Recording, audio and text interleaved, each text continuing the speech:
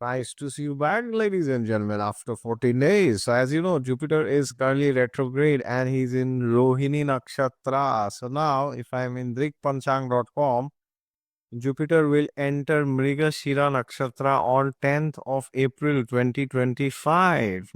Quite some time, huh? So, today's date is 13th of December and Jupiter will be retrograde and then it'll go direct and cross Mrigashira, enter Mrigashira on 10th of April. So January, February, March, April. So 4 months, right? Interesting. So long transit.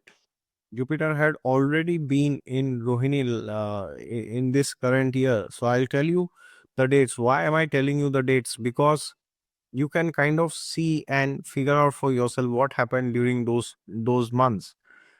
So Jupiter entered Rohini on 13th of June, June 13th, and then it entered Mrigashira on 20th August.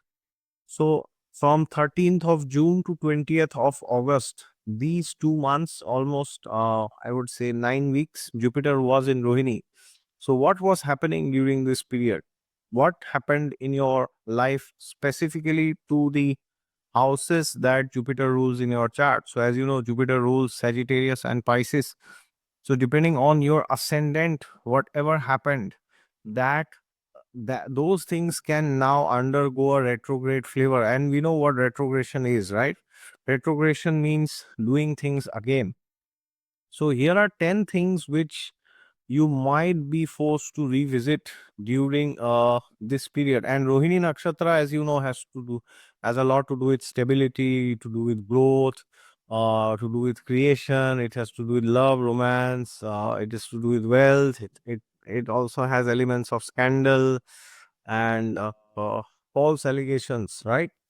We know the story of Shatranjit, Shamantak Mani, and Sri Krishna. And Rohini is the Janma Nakshatra of Bhagwan Sri Krishna himself, right? So, very important Nakshatra.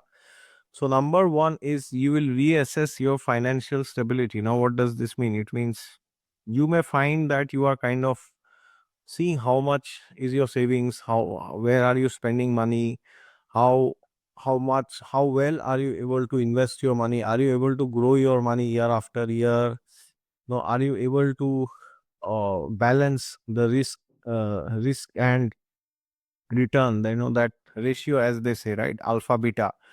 So you will see that there could be some delays or revisions in acquiring wealth or material assets. So suppose you are supposed to get the possession of a property or a car, but generally not cars, because cars are in general depreciating assets. So I would say property here, or it could be anything, land, or yeah, anything like stock or crypto, whatever. So there could be some delay, there could be some issues in getting them to your bank, or getting clearance from somewhere. So be a bit prepared on those lines. Number two is you might focus a bit on your family matters, okay, especially if Jupiter is lording your second, fourth, fifth, or ninth. Then you may want to actually nurture your family members, buy expensive luxurious gifts for them. And Rohini, as you know, is the nakshatra ruled by the moon, and Rohini falls in Taurus, right? So Taurus is lorded by Venus, as you know. So it's a very feminine nakshatra, and it wants to do things for others. And you may discover that there are some unresolved issues in your family which you might want to now resolve. Okay, so this is very important because you will realize that there are so many things which you were brushing under the carpet, but now you cannot do that anymore. You have to now solve it. Okay. Number three, because Rohini also is related to career growth and ambitious nature. So there could be some delays in your career growth, especially if Jupiter is your Lagna Lord, or sixth Lord, 10th Lord primarily. Okay, even the second Lord, there could be delays in career, or you might want to go for some career expansion in ways which are a bit unconventional. Okay, so therefore reevaluate your professional goals, and it's time to achieve long term stability. So now if you are planning to shift a domain, then this is a very good period basically. Number 4, if Rohini, if Jupiter is lording your trines, which means he's your Lagna lord or fifth or ninth, then there could be some issues with, overindulgence. Even if Jupiter is your eighth lord or 12th lord, even then this can happen, okay? So you might want to overindulge in some materialistic pleasures, and that can lead to problems, okay? So please be a bit careful, especially if he's lord of your eighth or the 12th, okay? Number 5, you may want to revisit your spiritual values and your commitments to yourself. So Jupiter retrograde will encourage things like, introspection. And Rohini, this can lead to a deeper examination of your spiritual beliefs, and you might try to realign them with your materialistic goals. Like you might want to donate your money, or you might want to, you might want to understand how to elevate your consciousness, but first by enjoying your material life, which is fine, nothing wrong with it. But make sure you also do spiritual practices. Okay. Now, Rohini, this number 6, Rohini is also related to agriculture, right? So if Jupiter is your 10th lord, 11th lord, 6th lord, you might want to go towards agriculture. It is possible, and other natural resources. Rohini is tied to fertility and growth also, right? So there could be some global issues, or some personal issues around agriculture, food supply, or environmental sustainability. Okay, so therefore, something which nourishes others, that will be important. So either you may feel you are lacking that, or somebody else is lacking that, and you may complain. Okay. Number 7, emotional fluctuations could be there because Moon and Venus both are Jala Tattva. They are emotional planets. They can show that you are like kind of very happy, very sad at times. Okay, so therefore you need to understand that if Jupiter is like your fourth lord or Lagna lord, then your mind may go up and down sometimes. Okay, so uh, be a bit careful on those lines.